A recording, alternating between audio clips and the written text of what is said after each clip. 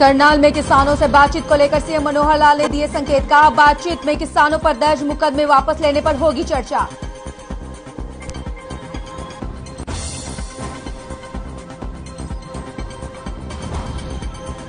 हर खबर पर बोले गुरनाम सिंह चरूनी, मांगों को लेकर सरकार ने नहीं दिया कोई भरोसा। फिर दोहराया, मांगे पूरी न होने तक जारी रहेगा आंदोलन।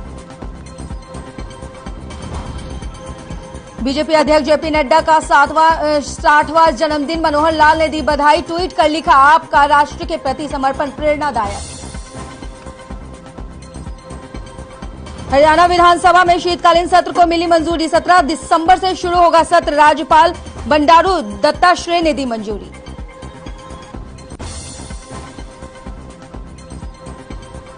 कुरुक्षेत्र में गीता महोत्सव का होगा शुभारंभ। गीता जयंती को लेकर सीएम मनोहर ने कहा, विदेशों में भी हमने शुरू की गीता महोत्सव की परंपरा।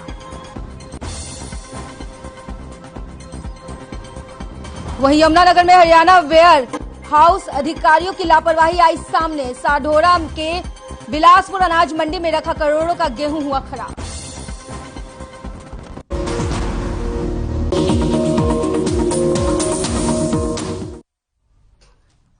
नमस्कार, आपका स्वागत करती हूं हर खबर हरियाणा में। मैं हूं आपके साथ शिखा। तो चलिए बुलेटिन की शुरुआत करेंगे इस वक्त की बड़ी खबर के साथ। इस वक्त की बड़ी खबर हम आपको रोहतक से बता रहे हैं।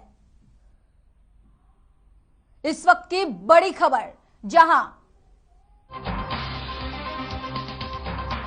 सीएम मनोहर लाल डॉक्टर मंगल सेना की जयंती पर कार्यक्रम में शिरकत लेंगे।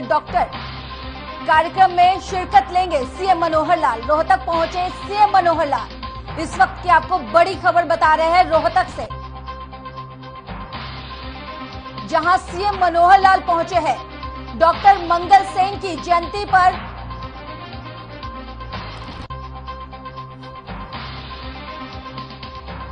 कार्यक्रम में शिरकत लेंगे। रोहतक पहुंचे सीएम मनोहर लाल। डॉक्टर मंगल सेन की जयंती पर कार्यक्रम में शामिल हुए सीएम। इस वक्त की बड़ी खबर हम आपको बता रहे हैं रोहतक से, जहां सीएम मनोहर लाल रोहतक पहुंचे हैं।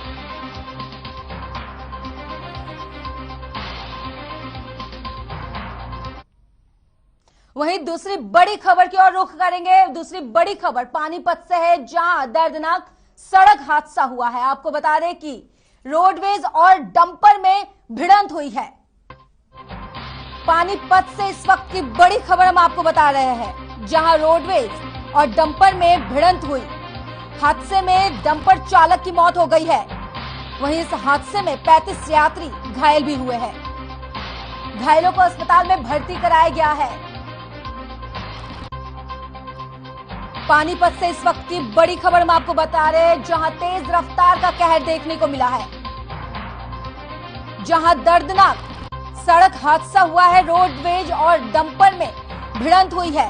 हादसे में डंपर चालक की मौत हो गई। वहीं इस हादसे में 35 यात्री घायल हुए हैं।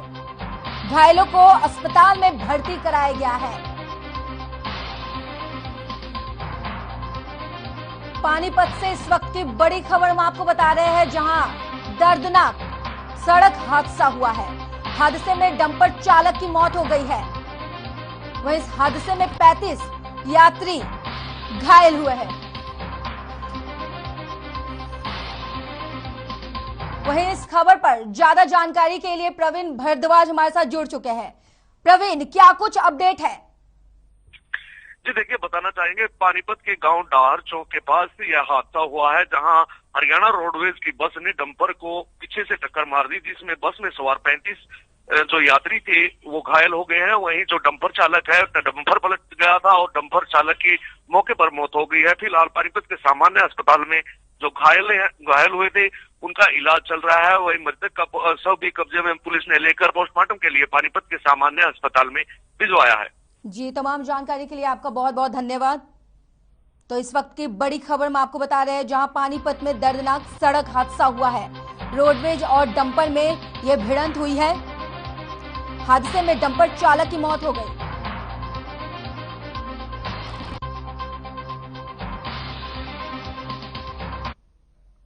तो तो चलिए रुख करते हैं खबरों का।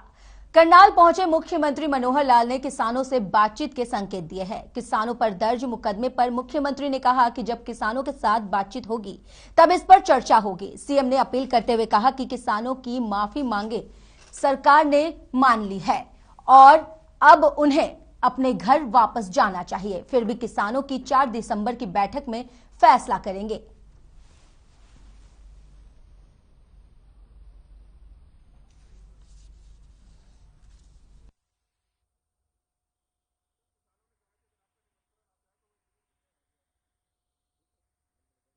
तो लगता है तो समाधान होता हुआ नजर आ रहा है। काफी नजदीक पहुंची है बात। तो दर्ज मामलों के ऊपर कोई विचार किया जा रहा है तो उनकी सिर्फ एक मांग रह गई है कि जब आपस में मिल बैठेंगे तो बात करेंगे। तो निमंत्रण भेजेंगे सर आज? अभी बात करेंगे। तो अपनी तरफ से कुछ किसान नेताओं को कहना चाहेंगे कि अब काफी मांगे मान ली है सरकार ने, अब वापसी हो जानी चाहिए? नहीं, वो तो मैंने पहले ही अपील की है और दोबारा करता हूँ कि अब उनको वापस अपने घर जाना चाहिए। फिर भी वो 4 तारीख को 2 दिन बाद मीटिंग करेंगे तो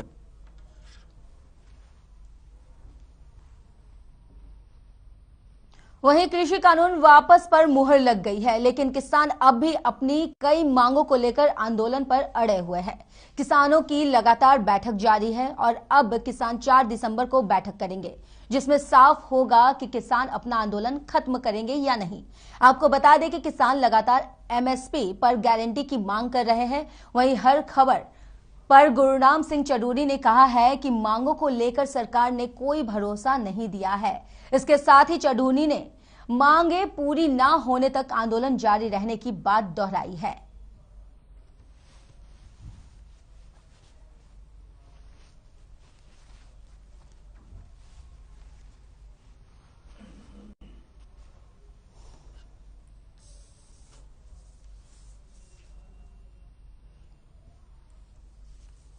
आपको बता दें कि कृषि कानून वापस पर मुहर लग गई है, लेकिन किसान अब भी अपनी कई मांगों को लेकर आंदोलन पर अड़े हुए हैं।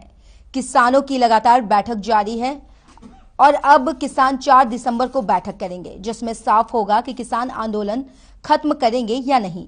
आपको बता दें कि किसान लगातार एमएसपी पर गारंटी की मांग कर रहे हैं। वहीं हर खबर पर गुरुनाम सिंह चडूरी ने कहा है कि मांगों को लेकर सरकार ने कोई भरोसा नहीं दिया है। इसके साथ ही चडूरी ने मांगे पूरी ना होने तक आंदोलन जारी रहने की बात दोहराई है।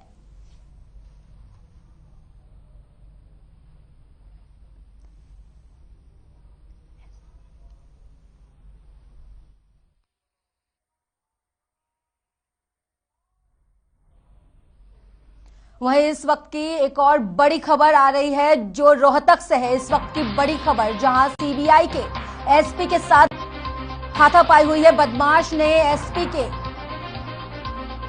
बोलेरो चालक गाली गलौज। रोहतक की इस वक्त की बड़ी खबर हम आपको बता रहे हैं, जहां सीबीआई के एसपी के साथ बड़ी वारदात। बदमाश ने की एसपी के साथ हाथापाई। बोलेरो चालक ने गाली गलौज कर छीनी गाड़ी की चाबी। रोहतक के इस वक्त की बड़ी खबर हम आपको बता रहे हैं, जहां सीबीआई के एसपी के साथ बड़ी वारदात हुई है। बदमाश ने की एसपी के साथ हाथापाई। बोलेरो चालक ने रोकी एसपी की गाड़ी, गाली गलौज कर छीनी गाड़ी की चाबी। रोहतक की इस वक्त की बड़ी खबर, जहां सीबीआई ने एसपी के साथ बड़ी वारदात को अंजाम दिया है।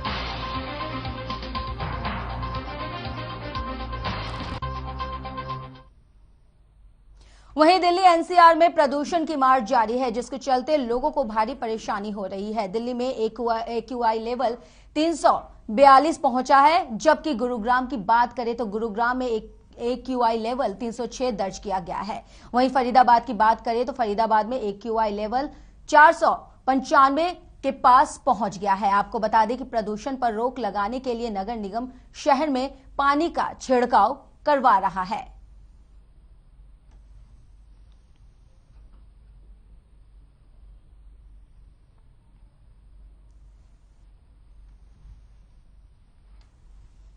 वहीं यमुनानगर में हरियाणा वेल फेयर हाउस अधिकारी की लापरवाही सामने आई है, जिसके चलते साढौरा के बिलासपुर अनाज मंडी में रखा हुआ करोड़ों का गेहूं खराब हो गया है। आपको बता दें कि करोड़ों का गेहूं पिछले 2 वर्षों से खुले आसमान के नीचे रखा है, लेकिन बावजूद इसके अधिकारियों ने इस और कोई ध्यान नहीं दिया है।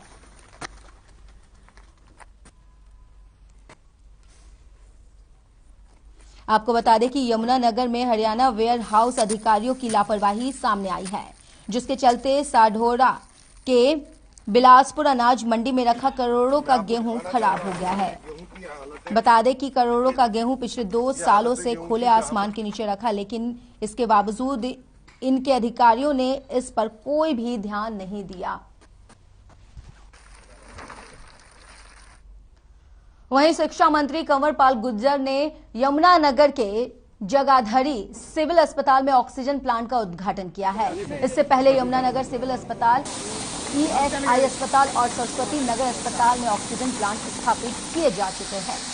वहीं सिविल अस्पताल जगाधरी में स्थापित किया गया ये HDFC बैंक की ओर से लगाया गया ऑक्सीजन प्लांट है। शिक्षा मंत्री ने कहा है कि जैसा खतरा पूरी दुनिया में नजर आ रहा है, उसको लेकर सतर्कता जरूरी है।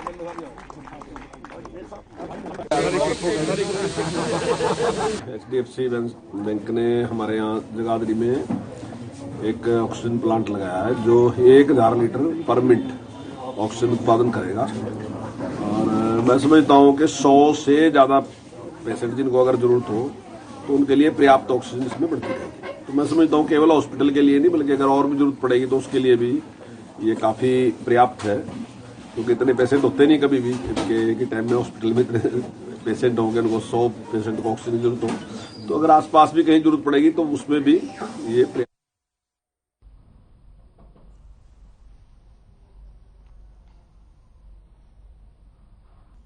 ब्रेक के बाद आपका स्वागत है। तो इस वक्त की बड़ी खबर सिरसा से आ रही है। इस वक्त की बड़ी खबर हम आपको बता रहे हैं, इस वक्त की बड़ी खबर जहां नए वेरिएंट को लेकर प्रशासन सख्त है।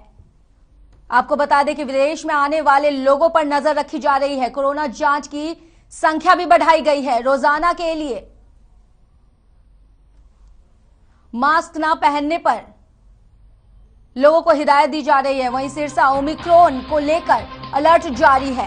प्रशासन सख्त नजर आ रहे हैं। कोरोना जांच की संख्या बढ़ाई गई है। रोजाना लिए जा रहे हैं 2000 सैंपल। मास्क ना पहनने वालों के चालान भी काटे जा रहे हैं। सिरसा से इस वक्त की बड़ी खबर, जहां ओमिक्रॉन को लेकर प्रशासन अलर्ट मोड में दिखा है। कोरोना जांच की संख्या बढ़ाई गई है। रोजाना लिए जा रहे हैं 2000 सैंपल। मास्क ना पहनने वालों के चालान काटे जा रहे हैं। ओमिक्रॉन को लेकर जिला प्रशासन अलर्ट दिखा है।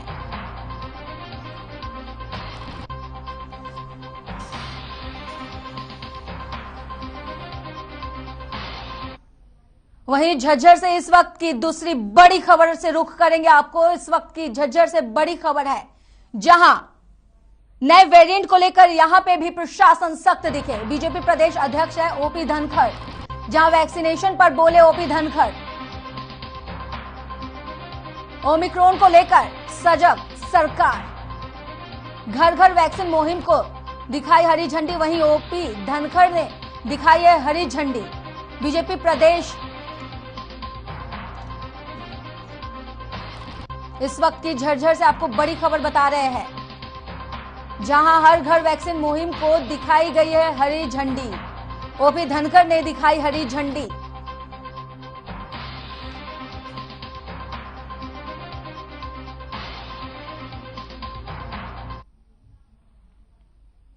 वहीं पोस्टल विभाग और शिक्षा विभाग ने विशेष मुहिम शुरू की है। देश के प्रति भावनाएं और रुचि को जागृत करने और विद्यार्थियों में लिखने की रुचि बढ़ाने के लिए विशेष मुहिम शुरू की गई है, जिसके तहत 75 लाख पोस्ट कार्ड लिखकर प्रधानमंत्री को भेजे जाएंगे।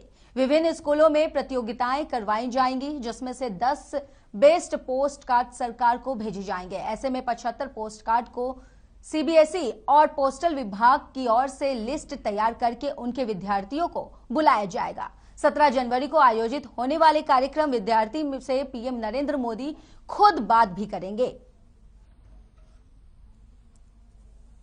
पहले से ही एड्रेस है प्राइम मिनिस्टर ऑफ इंडिया को, उसके लिए लिखने जैसा कि सभी को विदित है कि भारत सरकार 75वीं जो वर्षगांठ थी स्वतंत्रता की, उसको आज़ादी के अमृत महोत्सव के रूप में मना रही है और उसी के अंतर्गत हर डिपार्टमेंट, हर मिनिस्ट्री अपनी तरफ से अलग प्रोग्राम कर रही है। उसी के तहत डिपार्टमेंट ऑफ पोस्ट और डिपार्टमेंट ऑफ एजुकेशन ने मिलकर एक प्रोग्राम बनाया जिसका नाम रखा गया है पोस्ट कार्ड कैंपेन। इसके तहत सभी स्कूलों को निर्देश दिए गए हैं कि उनके यहाँ एक post card letter writing contest रहेगा, जिसके तहत 2 टॉपिक दिए गए हैं। एक इंडियन फ्रीडम स्ट्रगल के अनसंग हीरोज के बारे में बताना और दूसरा इंडिया का विजन 2047 में क्या रहेगा उसके बारे में बताना, जिसके तहत 4th क्लास से लेकर 12th क्लास तक के बच्चे पार्टिसिपेट करेंगे। यह कंपटीशन 1 दिसंबर से 20 दिसंबर के बीच में स्कूल में करवाया जाएगा और हर स्कूल अपने यहाँ जितने भी पार्टिसिपेंट्स की इवैल्यूएशन जो होगी वो अपने लेवल पे करेगा और उनमें से जो 10 बेस्ट एंट्रीज होगी उसके लिए पोर्टल अलग से बनाया गया gov.in के ऊपर। उसके ऊपर वो 10 जो एंट्रीज बेस्ट होगी उसको अपलोड किया जाएगा और उन पोस्ट कार्ड्स को पोस्टल डिपार्टमेंट को हैंड ओवर किया जाएगा और पोस्टल डिपार्टमेंट की तरफ से वो पोस्ट कार्ड CBSE को भेजे जाएंगे।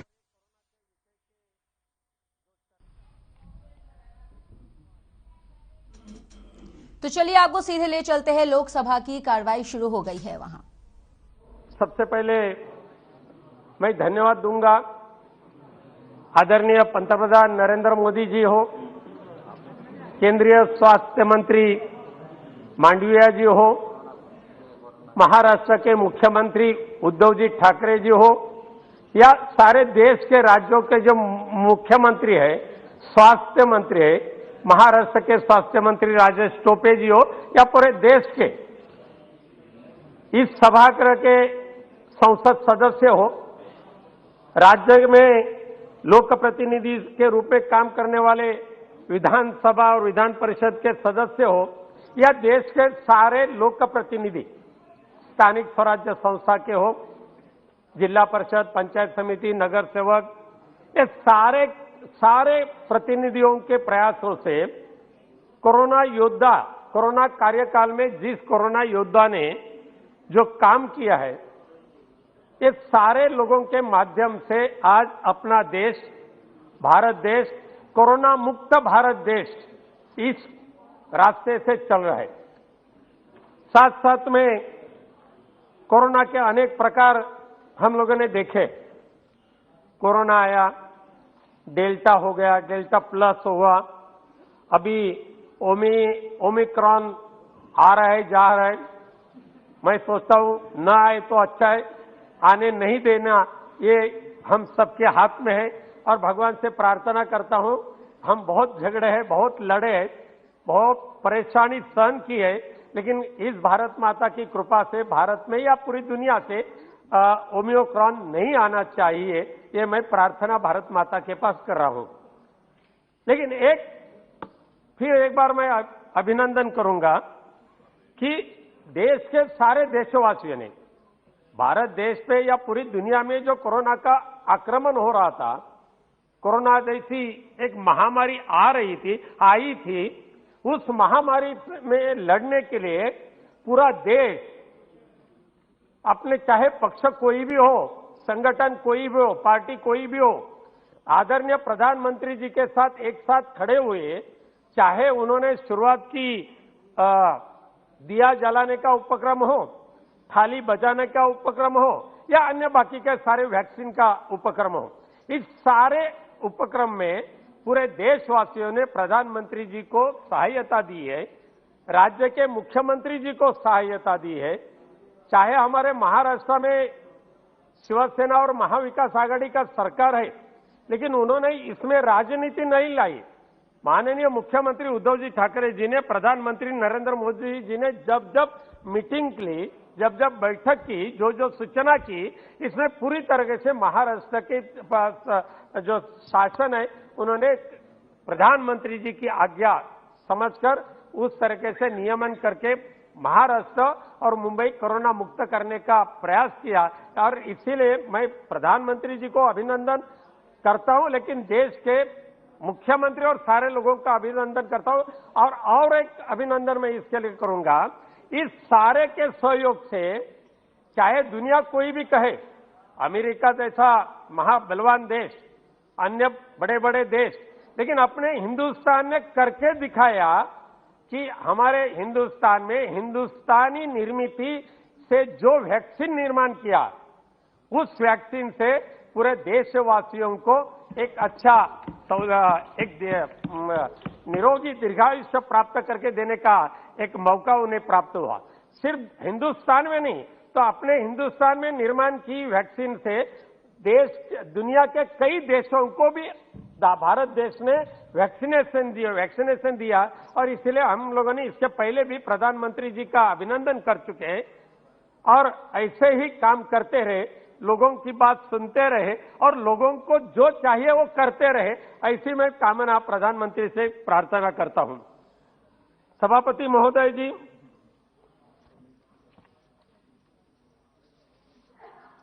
मुंबई, महाराष्ट्र, पूरे देश, मैं जैसा बताया कि इस कोरोना में राजनीति नहीं करनी चाहिए थी, लेकिन कई बार थोड़ा सा हुआ राजनीति का काम, जहां विपक्ष की राज्य सरकारें हो वहां कुछ कम ज्यादा देना, आड़ा टेढ़ा कहना और वहां के लोगों को डिमोरल करने का काम हुआ।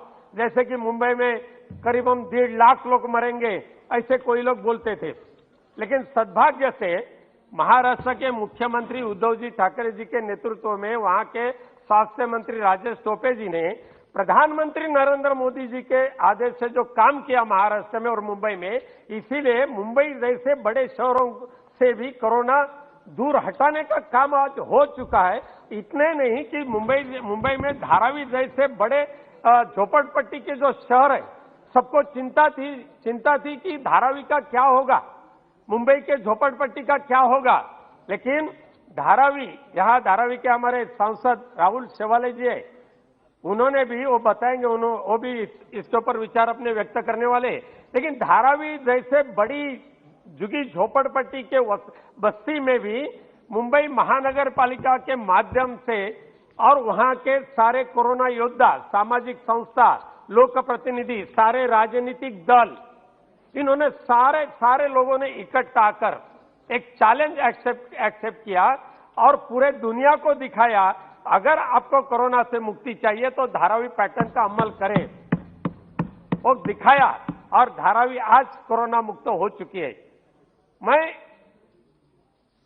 फिर एक बार आदरणीय प्रधानमंत्री जी से विनंती तो हम लोग बार बार करते थे, लेकिन प्रधानमंत्री उस वक्त भी, चाहे स्वास्थ्य मंत्री हो, स्वास्थ्य सेक्रेटरी हो, बार बार इसके ऊपर निर्देश देते थे, मदद करने के लिए कुछ गाइडलाइन देते थे और जो केंद्र सरकार के माध्यम से जिसकी मदद करने के लिए जाने वाले थे उसके बारे में बोल रहे थे। मैं उस वक्त केंद्रीय स्वास्थ्य मंत्री मनसुख मांडविया जी ने भी हमें सारे सांसदों को एक खत लिखा था और उसमें उन्होंने लिखा था कि केंद्र सरकार के माध्यम से कई मदद राज्य सरकारों को करने वाले हैं, उसका ब्यौरा इस पत्र में दिया था और उसमें लिखा था ventilators, drugs, medical oxygen cylinder, PSA plant, etc सब था।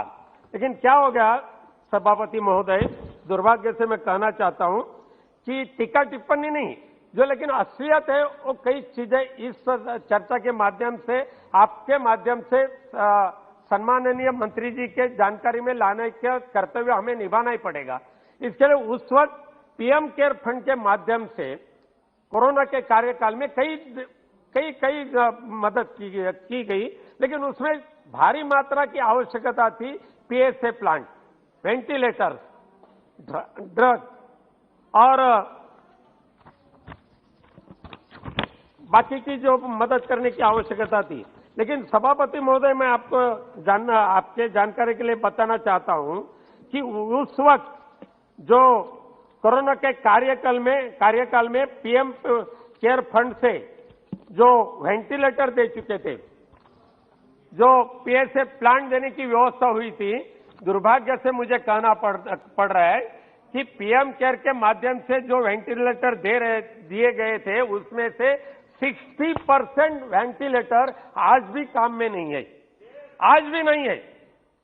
और ये मंत्री जी को उसकी जानकारी होनी चाहिए कि मंत्री जी का या प्रधानमंत्री जी का उसमें कोई कसूर नहीं है, उसमें गलती नहीं है। लेकिन जिस एजेंसी को ये काम दिया था, उन्होंने पैसा लिया, लेकिन थर्ड क्वालिटी के वेंटिलेटर वहां सप्लाई किए, और जो टेक्नीशियन देने की आवश्यकता थी, बार बार कंप्लेंट करने के बाद भी वेंटिलेटर सप्लाई जिस एजेंसी के माध्यम से हुई थी सभापति महोदय, उनके टेक्नीशियन वहां जा नहीं रहे थे, गांव तक पहुंच नहीं रहे थे। इसके लिए सैकड़ों की संख्या में, हजारों की संख्या में आदरणीय प्रधानमंत्री जी ने जो वेंटिलेटर दिए थे, वो लोगों के उपयोग में नहीं आए। इस चर्चा के माध्यम से मैं विनती करना चाहता हूं सभापति महोदय, आपके माध्यम से मंत्री महोदय जी से।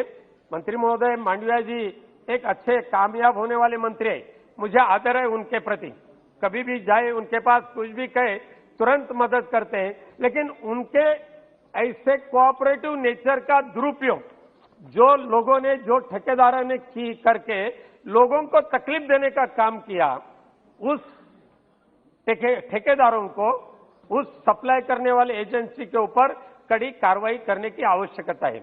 जैसे वेंटिलेटर वैसे पीएसए प्लांट। मेरे जानकारी से देश में कम से कम 2-2.5 हजार पीएसए प्लांट लगाने का आदरणीय पंतप्रधान जी ने एक ऐलान किया था।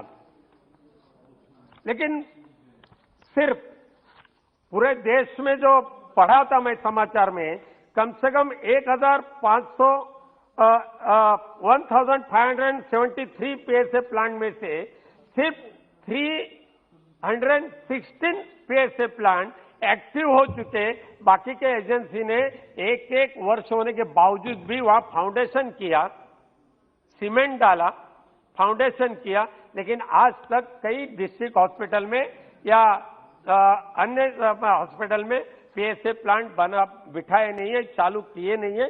इसके लिए इस काम में भी जिन्होंने बदमाशी की है, सरकार के पास से पैसा लिया, लेकिन पैसा लेने के बाद भी केंद्र सरकार का नाम बदनाम करने का काम किया, ऐसे ठेकेदारों को पकड़कर उनको जेल में डालने की आवश्यकता है।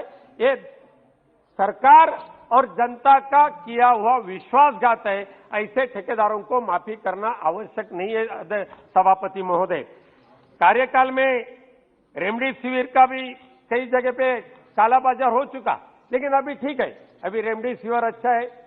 पीएसए प्लांट भी कई राज्यों ने खुद के फंड से किए हैं। और